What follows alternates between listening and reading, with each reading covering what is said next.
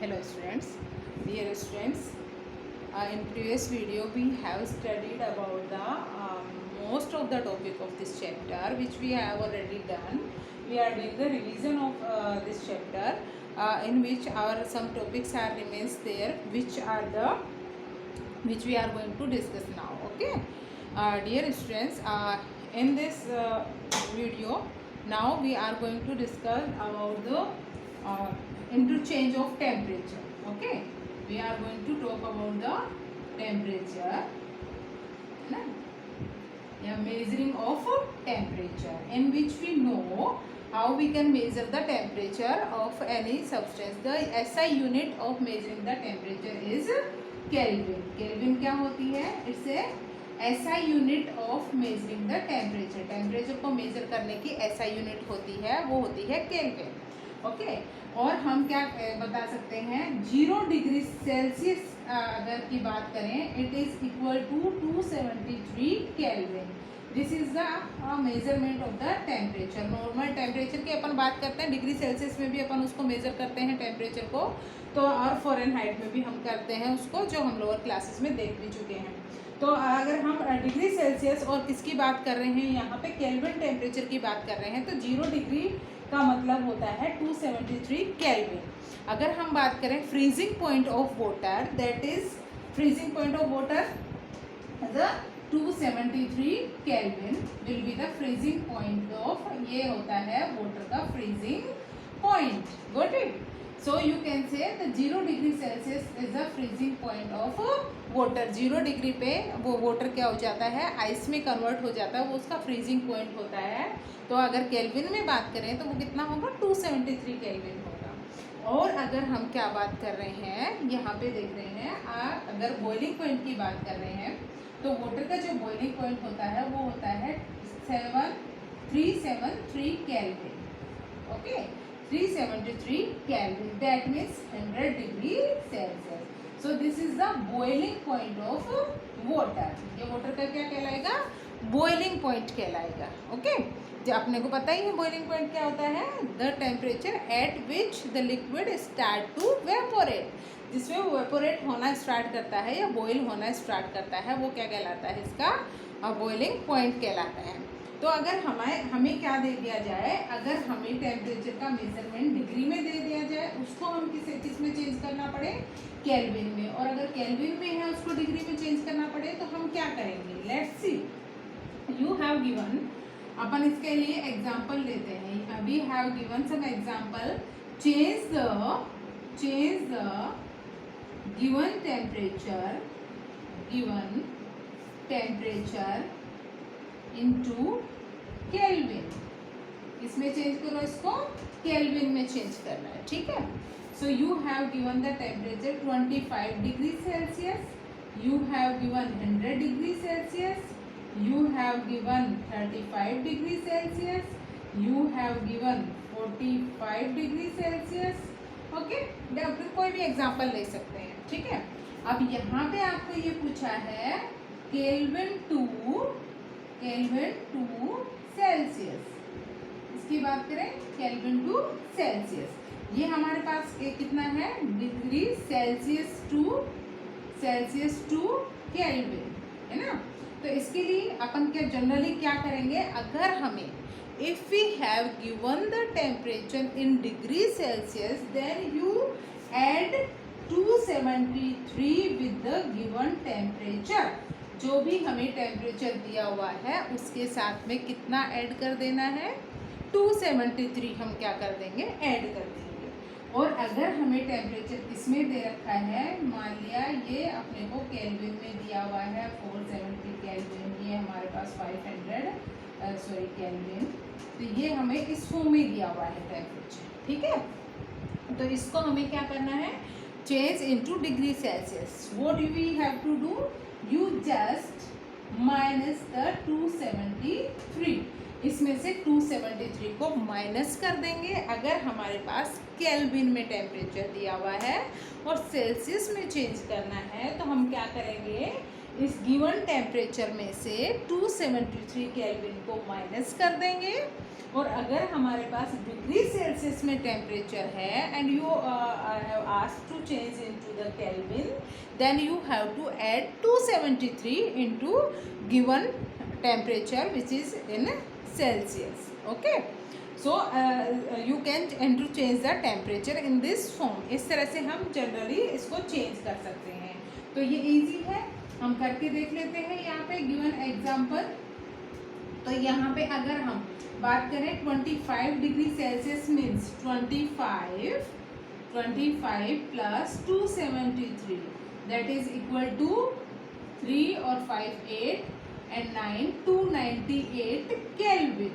Okay, तो ये कितना हो जाएगा केल्विन में, इतना हो जाएगा। अगर हम इसकी बात करें 100, directly you can add 7373 kelvin. You can add 35, अगर हम 35 इसमें ऐड कर देते हैं तो ये कितना हो जाएगा 538 एंड 7 और 3 10 0 और हमारे पास कितना बचता है 2 और 1 308 kelvin.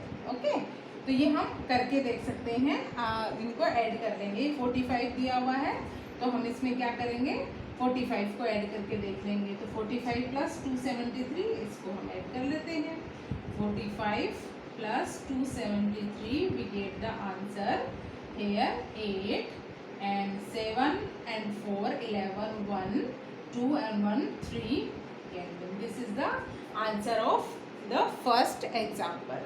Another one given to you, तो इनमें से क्या करते जाओ आप माइनस करते जाओ तो हमारे पास टेम्परेचर किसमें आ जाएगा डिग्री सेल्सियस में। 273 जो भी दे रखा था अपने को है ना, तो इसमें से 273 माइनस 273 इसमें से क्या 100 डिग्री सेल्सियस आ गया। इसमें से अगर अपन माइनस करेंगे तो ये हो गया हमारे पास 7 और ये 7 में से अपन ने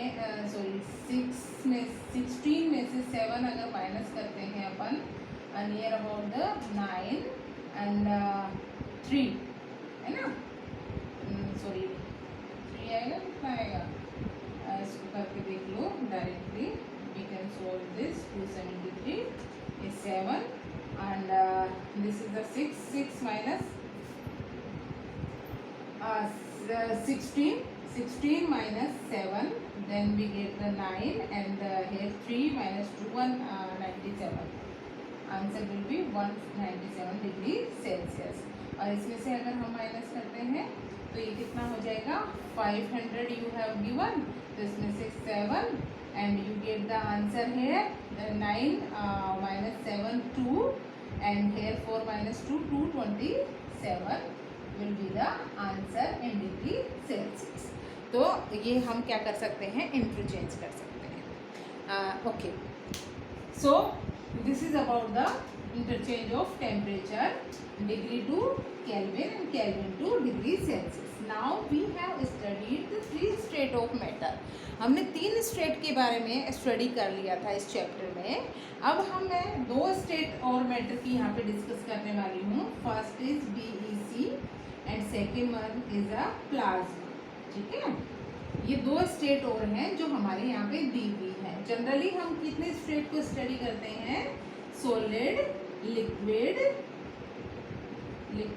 and gases. 3 state of matter है, उनको हम स्टडी कर चुके हैं ऑलरेडी, उनके बारे में हम जानते हैं। तो ये अब नेक्स्ट BEC ये क्या है, this is the 4th state of matter और ये कहलाएगी 5th स्टेट ऑफ मैटर। अब ये कौन सी स्टेट है 4th और 5th स्टेट?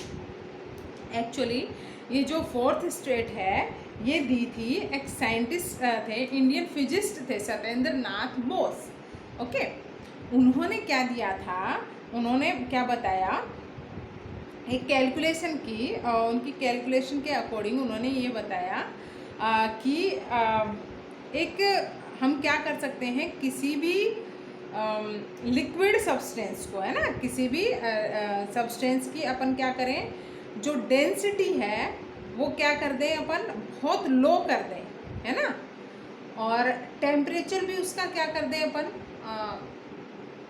बहुत कम कर दें, है ना। गैसेस पार्टिकल की बात कर लेते हैं अपन, किसकी करें इन्होंने क्या बताया, बोस आइंस्टीन ने इस जो स्टेट का नाम है, अगर फुल फॉर्म इसकी इस बात करें तो ये कहलाती है Bose Einstein condensate, C for condensate. उन्होंने क्या बताया कि गैसेस पार्टिकल जो बहुत दूर दूर हैं, जो गैसेस पार्टिकल हैं जो बहुत दूर दूर हैं, उनका क्या कर दिया जाए, डेंसिटी है वो बहुत लो कर दी जाए, है ना।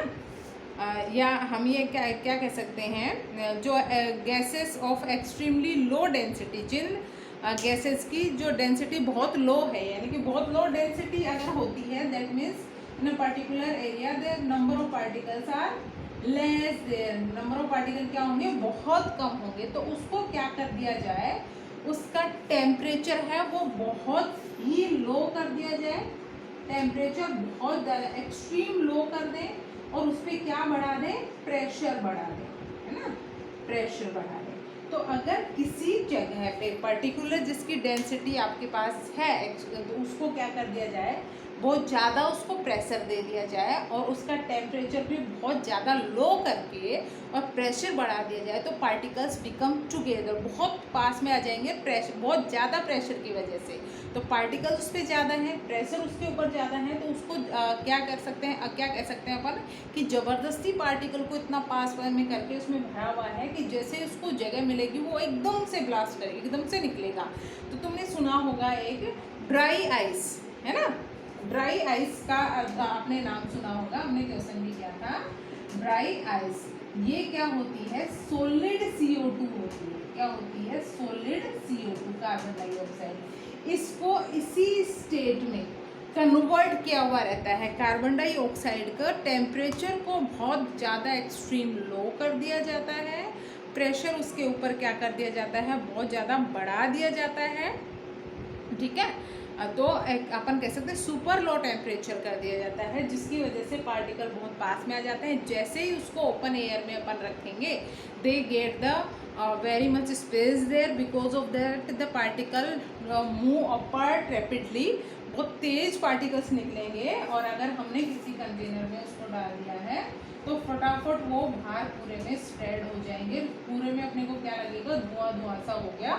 तो ये आर्टिफिशियल जो आइस या मूवीज़ में अपन देखते हैं कि आर्टिफिशियल इस तरह का ये निकलता हुआ दिखाई देता है, तो एक तरह से सब जगह ये फैल जाएगा, क्योंकि इसको बहुत ज़्यादा टेम्परेचर इसका लो किया था, बहुत ज़्यादा प्रेशर था, और जैसे ही वो सब हटता है तो एकदम से बाहर ओपन में करते ही पूरे में फैल जाता है। तो ये जो सॉलिड आइस है, सॉलिड कार्बन डाइऑक्साइड है, इसी को किस फॉर्म में माना जाता है, ऐसे लगेगा कि आइस है जबकि वो आइस नहीं होती है, उसको BEC फॉर्म में लाया जाता है, तो ये कहलाती है ड्राई आइस। तो this is the BEC, Bose Einstein ने बताया था, तो इसको बोला गया बोस आइंस्टीन कंडेंसेट, उनके नाम पे ही इसको नाम दिया।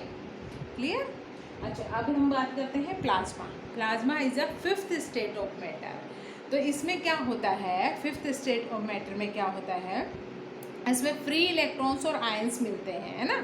और ये जो स्टेट है ये किस में मिलती है, स्टार्स के अंदर मिलती है, किसमें मिलती है, स्टार्स के अंदर मिलती है। स्टार में हमारा सन है, बाकी सारे स्टार हैं, है ना, इनके अंदर जो स्टेट मिलती है वो उसकी मैटर की, वो कौन सी स्टेट कहलाती है, प्लाज्मा। उसमें जो इलेक्ट्रॉन्स होते हैं वो फ्री फॉर्म में, इलेक्ट्रॉन्स या अपन कह सकते हैं आयंस हैं, वो फ्री मिल जाते हैं इसके अंदर, and because of the formation of free ions they move here and there, और वो जो फॉर्म मिलेगी वो ऐसी क्लाउडी सी फॉर्म मिलती है, तो उस जो फॉर्म को बोलते हैं उसको प्लाज्मा फॉर्म बोलते हैं। तो ये जो प्लाज्मा फॉर्म है ये जानी जाती है फिफ्थ स्टेट ऑफ मैटर, इसको मैटर की पांचवी स्टेट के नाम से जानते हैं अपन, ठीक है। तो प्लाज्मा क्या होगी, फिफ्थ स्टेट ऑफ मैटर, या हम ये कह सकते हैं plasma is a mixture of free electrons and ions which are naturally occurring in the stars, जो स्टार्स में नेचुरली प्रेजेंट रहती है उसके बारे में ऐसा बताया गया है। तो इसको अपन बोल सकते हैं कि इस फॉर्म में भी हमें मैटर मिल सकता है, तो ये इसलिए फिफ्थ स्टेट ऑफ मैटर के नाम से। तो अगर आपसे पूछ लिया जाए which state of matter is known as the fourth state of matter और फिफ्थ स्टेट ऑफ मैटर, तो you can give the answer BEC is known as the fourth state of matter and plasma is known as the fifth state of matter. इसके बाद हमने क्या देखा था, एक चीज़ और देखी थी, वेपोरेशन, है ना।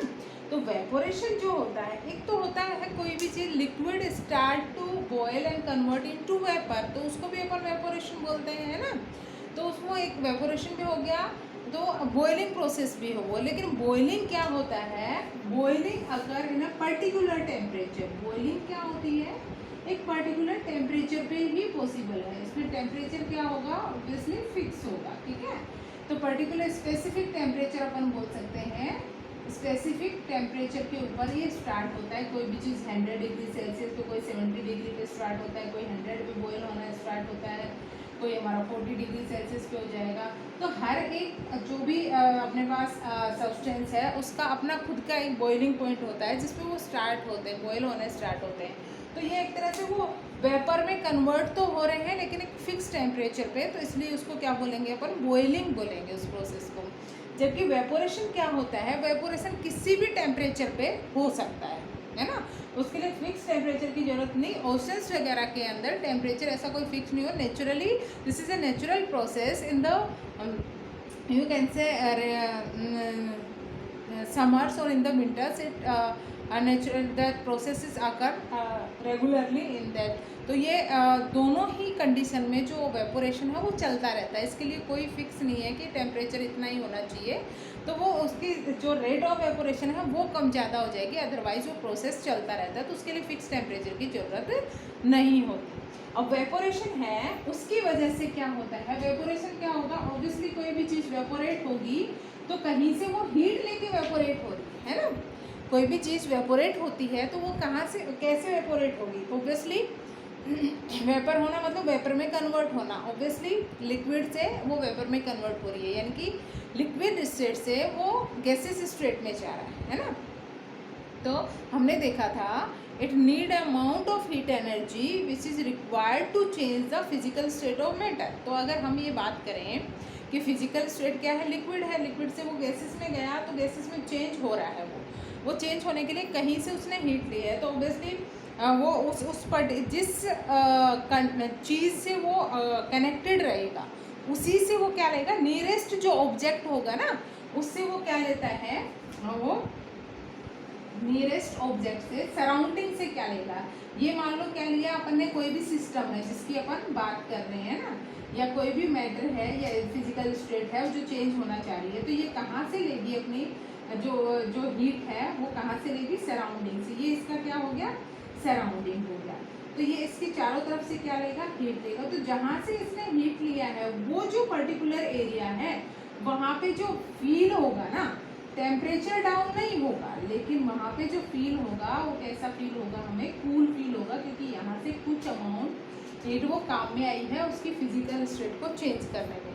तो इसको कहते हैं अपन वेपोरेशन कोज कूलिंग। जहाँ से भी कोई चीज़ वेपोरेट हो रही है उसके जो सराउंडिंग एरिया है वहाँ पे क्या हो जाती है, कूलिंग हो जाती है। इसीलिए अर्थन पोर्ट में समर्स में पानी ठंडा रहता है। इसका रीज़न यही है कि अर्थन पोर्ट जो होते हैं they are made by the soil से बने हुए रहते हैं, तो ये सोयल पार्टिकल होते हैं। इसके अंदर अपन ने क्या भरा हुआ है, पानी भरा हुआ है। जब ये एयर के कांटेक्ट में आ रहे हैं, ठीक है, ये पोर्स क्या आ रहे हैं, एयर के कांटेक्ट में, तो ये एयर के कांटेक्ट में आके क्या ले रहे हैं, ये जो लिक्विड है ना इसको ये हीट देके इसको क्या कर रहे हैं, वेपोरेट कर रहे हैं। तो ये जो लिक्विड हीट लेगा ना, जो अमाउंट रिलेटेड हीट है वो लेके इसमें से ये वेपोरेट होगा, निकलेगा, है ना, वेपोरेट होने की कोशिश करेगा ये।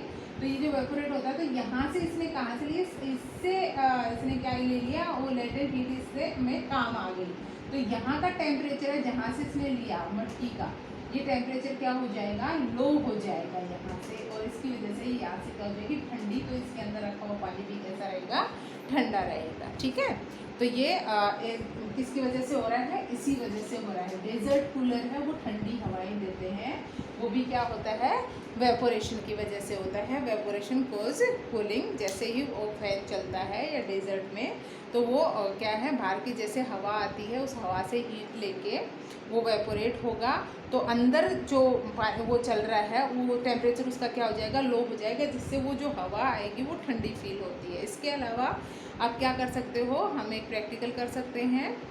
इसके लिए स्प्रिट वगैरह जो होती है ना, स्प्रिट को अपन अपने हाथ पे रखते हैं, तो हाथ पे रख करके अभी जो अल्कोहल है, सैनिटाइज़र वगैरह है, जैसे अपन हाथ पे लगाते हैं, इसमें कुछ अल्कोहल होता है, और या हम स्प्रिट की बात करते हैं, तो उसको जब अपन पाम पे रखेंगे, जो जैसे ही अपन रब करते हैं, तो रब करने से वो थोड़ी देर में क्या हो जाएगी, उड़ जाएगी, वेपोरेट हो जाता है। लेकिन जिस एरिया पे रब किया वो एरिया क्या हो जाता है, ठंडा हो जाता है।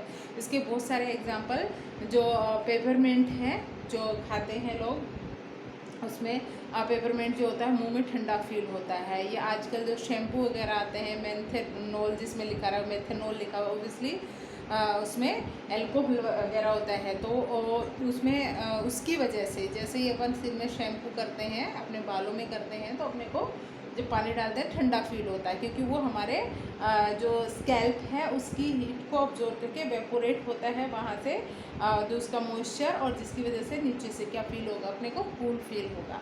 तो हम ये समझ सकते हैं, वेपोरेशन ऑलवेज कॉज कूलिंग। तो सारी चीज़ें किसकी वजह से ठंडी होती हैं, वेपोरेशन की वजह से। तो इस टाइप के क्वेश्चन मैं दे भी चुकी हूँ, और you can give the answer. इसका सिंपल आंसर है, by taking the hidden heat और latent heat from the surrounding object, they change their temperature, so that is known as the that process is known as evaporation cause cooling. वो उसको अपन cooling बोलेंगे। तो 0 degree पे ice और 0 degree पे water दोनों ही रह सकते हैं। इसका कारण क्या है, वो ही लेटेंट हीट है, जिसकी वजह से वो फिजिकल स्टेट को तो चेंज कर देता है, लेकिन टेम्परेचर उतना ही रह जाता है। ठीक है, 100 डिग्री पे वेपर और वाटर दोनों मिल जाएगा, because of this reason only. Got it? So this is about the chapter. We have completed the revision of this chapter also. I hope you all understand, and do the given assignment of this chapter. I will provide some more question about this chapter. Okay, in next video we will do the revision of second chapter. Thank you.